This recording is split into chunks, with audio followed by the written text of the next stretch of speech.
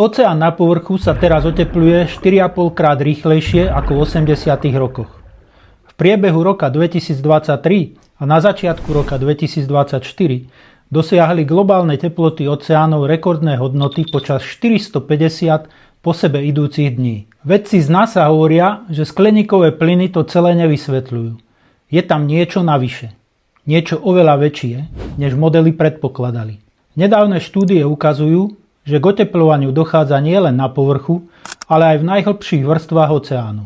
A ak mikro- a nanoplasty dokážu zadržiavať teplo len tým, že narúšajú jeho prirodzený odvod, ale sami žiadne teplo nevytvárajú, odkiaľ sa teda berie toto dodatočné otepľovanie oceánu?